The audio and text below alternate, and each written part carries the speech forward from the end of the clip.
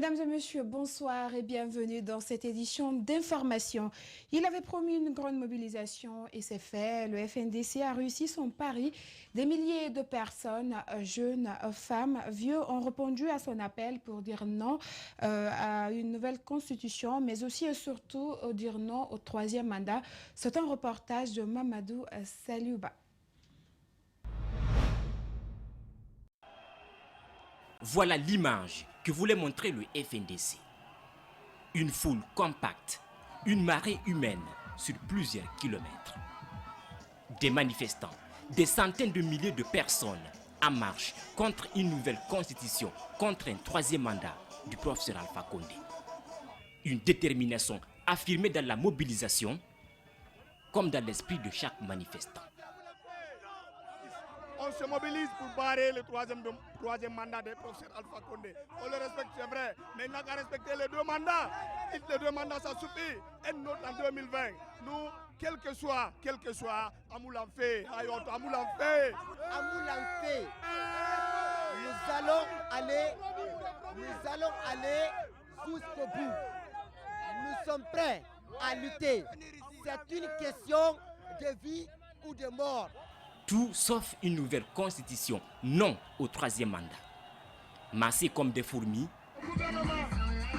la détente au milieu de la foule, des mots hostiles au régime et des jeunes déterminés à aller jusqu'au bout pour défendre la constitution.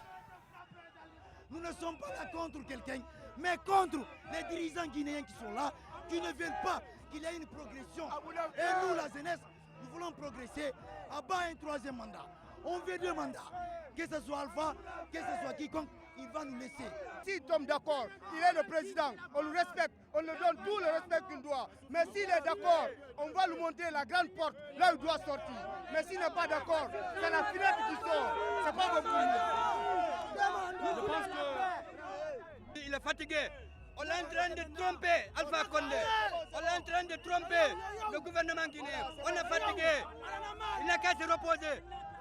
Tout au long du trajet, de la tannerie à l'aéroport, de l'aéroport à Bessia, à Concasseur, ils étaient comme soudés, applaudis par les riverains, encadrés par les forces de l'ordre.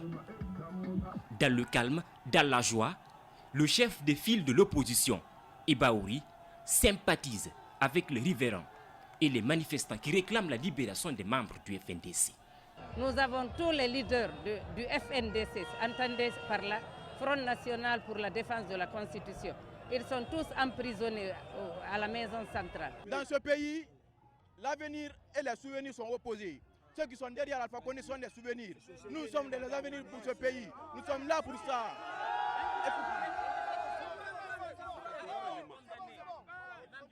Ceux qui sont condamnés, nous sommes Kamano, nous sommes Sano, nous sommes Kunduno. Donc nous sommes là pour ça, pour eux. Nous sommes Guinéens. La marche va continuer, nous resterons mobilisés et décidés jusqu'à ce que la justice soit faite. Des mots, mais aussi des initiatives, des jeunes sur le qui-vive pour faciliter la circulation. Aucun incident, les forces de l'ordre veillent au respect de l'itinéraire, une marche qui a observé tout son caractère pacifique, une réponse à coup sûr à leurs détracteurs.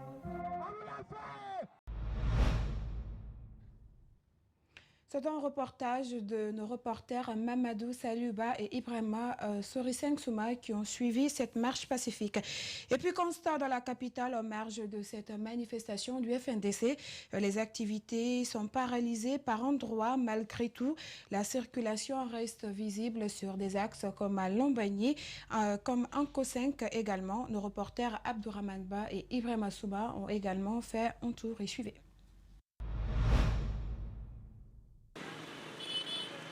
Le rond-point Anko 5.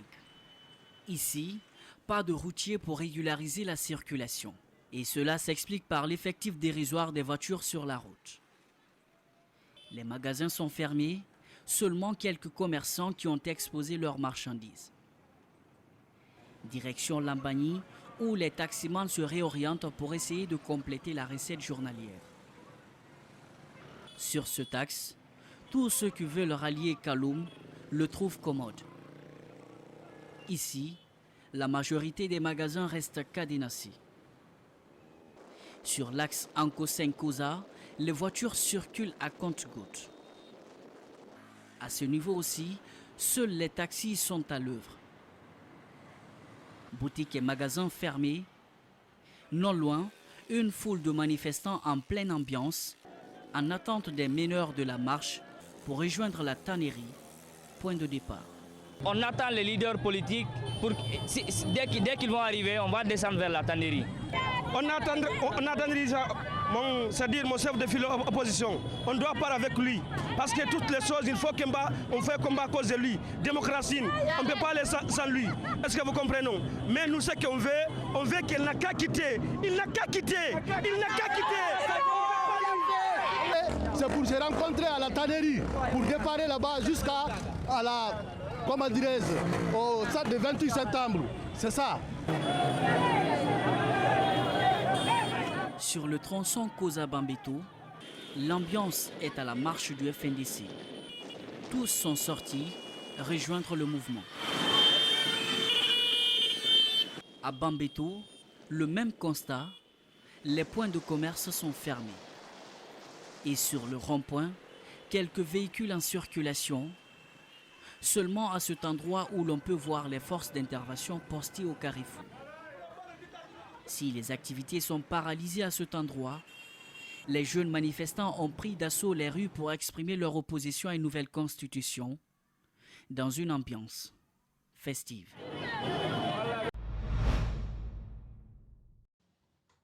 Et c'est un autre rebondissement dans l'affaire de l'imam Radjié. Et là, Yaya Kamara sera un conseiller communal élu sous la bannière de l'UFDG à Doubreka. Et à travers des images qui circulent sur la toile, l'imam est avec Alimatou Diallo, épouse du chef de file de l'opposition. Et pourtant, l'imam en question avait nié son appartenance politique. Au micro de nos reporters Alcéné Bari et Yacouba Traoré.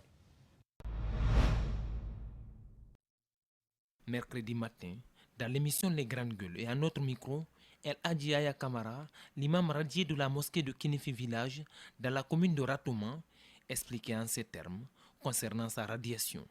C'est le problème des troisième mandats là. Comme je suis dit, je ne suis pas là-dedans, on m'a radié à cause de ça. Quelle serait la véritable faute de l'imam? Son appartenance politique, car il serait conseiller élu à la mairie de Doubreka sous la bannière de l'UFDG? Ou quoi? Surtout que la décision numéro 2019 du secrétariat des affaires religieuses ne mentionne pas la faute commise par El Hadji Yaya Kamara. Cependant, sur les images qui circulent sur la toile, il est dit que l'imam est proche de l'UFDG. Sur cette photo, l'imam est en compagnie de l'épouse de Selou Dalen Diallo. Dans l'interview, l'imam n'a pas hésité à exprimer son soutien aux idéaux du FNDC. Je suis membre du FNDC. Comment je ne suis pas imam? Si je ne suis pas imam, je suis un Guinéen. Ok? FNDC, c'est la défense de notre constitution. Cette décision de radiation soulève assez d'interrogations. Le secrétariat des affaires religieuses n'a pas voulu se prêter à nos questions, malgré nos énormes tentatives.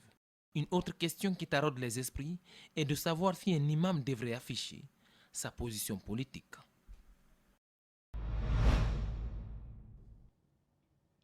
Et puis, autre fait marquant de l'actualité, le vice-président du parti groupe Formation politique dirigé par l'actuel ministre de l'Assainissement a jeté l'éponge hier. Ahmed Kourouma l'a fait savoir dans un courrier sa décision de quitter le parti. Rencontré sur la question ce matin par notre équipe de reportage, le président du parti dit être surpris jusque-là. Il n'a pas reçu de lettre de démission de la part d'Ahmed Kourouma. Il a été interrogé par nos reporters Mariam Fodé Kamara et Ibrahima Sori Kamara. Cette décision de démission d'Ahmed Kourouma intervient au lendemain d'une sortie médiatique au cours de laquelle l'imprévisible Ahmed Kourouma invitait les Guinéens à la paix et à la concorde. Pourtant, jusqu'hier nuit, le président du groupe a échangé sur la politique avec son désormais ex-vice-président. Tout ce qui m'ont appelé, que c'est à travers eux que j'apprends. Et jusqu'à l'heure où nous sommes, je n'ai pas encore reçu une lettre de démission de M. Ahmed Kourouma. Hier, on était ensemble jusqu'à 20h. rien ne montrait qu'il y avait une démission en cours. Je pense qu'on s'est bien quitté et on a discuté de la politique maison. Le président du parti groupe attend d'échanger avec l'ex-vice-président de sa formation politique pour davantage se situer. J'attends que le monsieur Ahmed se réveille et qu'on me dise pourquoi ou que je reçoive la lettre afin d'analyser le contenu et me prononcer sur le contenu. Elhadji Papakoli Kourouma s'est aussi exprimé sur la marche du Front National pour la défense de la Constitution tenue ce jeudi. Cette liberté de manifester prouve que la démocratie avance en Guinée. Avec la sortie des deux camps, il estime que le référendum doit être l'arbitre idéal. Ils sont sortis, à un moment donné, la Côte du Nord est sortie, et il y a eu 2 sons de cloche. Le premier qui disait non à une nouvelle constitution, le second a dit oui. Dès lors, un référendum s'impose pour départager les différentes positions. C'est là la démocratie. Et le seul baromètre permettant d'évaluer la supériorité numérique d'un groupe par rapport à un autre, ce sont les urnes. Papakoli Kourouma considère que le compte Facebook de son vice-président pourrait être piraté, ce qui expliquerait sa sortie qu'il juge inopportune.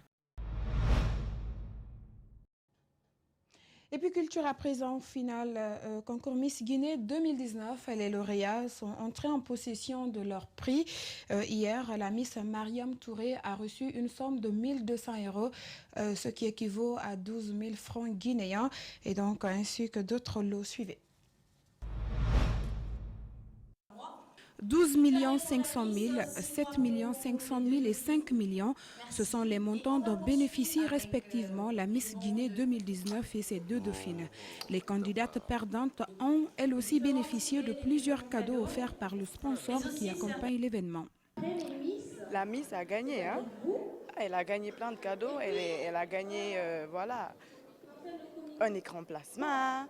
La Miss a gagné 12 millions du sponsor Bras Guinée. Elle a également bénéficié des soins de beauté, de Tendance et Guya Forever. Donc voilà, il y en a tellement de cadeaux que je ne pourrais pas citer. Le comité Miss Guinée, toujours victime de critiques depuis les premières éditions de ce concours qu'elle organise, surtout sur la transparence du partage des cadeaux destinés aux Miss. En tenant compte des critiques constructives, comme j'ai dit, ça a été chacun est allé de son truc. C'est normal, nous sommes dans un pays de liberté. Chacun est libre de s'exprimer, à moins de prendre tout ça avec le dos large et puis essayer d'avancer et améliorer les choses. J'ai toujours été pour les critiques, ce qui fait que je continue à avancer. Cette cérémonie, habituellement organisée au siège des sponsors, a cette fois-ci été organisée dans un hôtel pour une raison bien déterminée. Le terme de cette élection, c'était une véritable joie pour nous, une fierté pour nous, de pouvoir aider le comité à pouvoir offrir un spectacle de haut niveau. Et vous avez tous constaté avec nous que c'est des Miss qui sont vraiment d'un niveau qui n'a rien à voir avec les élections précédentes. Le Comigui, suspendu pendant 2 ans, a appris de ses quelques erreurs du passé. En relevant le défi cette année, il promet un concours Miss Guinée beaucoup plus époustouflant l'an prochain. Il faut rappeler que la Miss Guinée 2019, Mariam Touré, a reçu la somme de 1 200 €, soit plus de 12 millions de francs guinéens, ainsi que d'autres lots. Et dans le monde, le Premier ministre britannique conservateur Boris Johnson lance la campagne des législatives devant ses partisans, un fief travailliste, en affirmant que ces élections sont nécessaires pour renouveler un parlement paralysé et venir au bout du Brexit. Propos recueillis par nos confrères de l'AFP.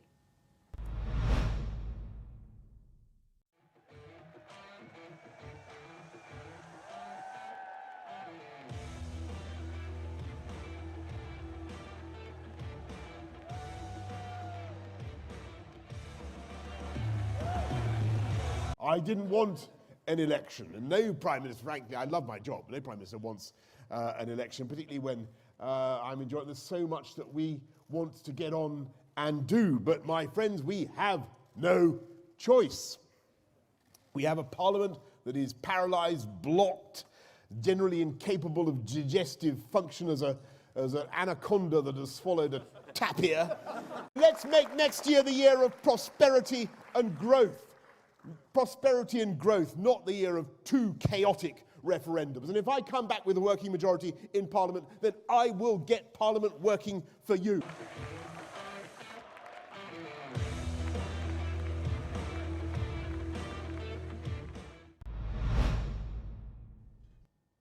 Et pour terminer, plus de 1600 migrants ont été évacués dans le calme ce jeudi de 2 importants campements parisiens. Une opération d'envergure signée selon les autorités gouvernementales sur l'immigration. Reportage Kibrilba. Plus de 1600 migrants ont été évacués jeudi matin de 2 importants campements insalubres à cheval sur le nord-est de Paris et la Seine-Saint-Denis, a annoncé la préfecture de police. Quelques 1500 à 3000 exilés vivaient à Paris dans des tentes à portée des pots d'échappement du périphérique et de l'autoroute. L'autre partie, qui se trouve dans un camp voisin de ceux démantelés jeudi, doit faire l'objet d'une prochaine opération. Cette vaste opération intervient au lendemain de l'annonce par le gouvernement d'un durcissement de la politique migratoire avec l'instauration de quotas et la limitation des remboursements des soins médicaux. Le Premier ministre Édouard Philippe avait notamment affirmé que son gouvernement voulait reprendre le contrôle de la politique migratoire nationale. Et voilà, c'est cet élément qui met fin à cette édition d'information réalisée par toute l'équipe d'Espace TV. Merci à tous de l'avoir suivi et moi, je vous donne rendez-vous pour une prochaine édition d'information à 22h.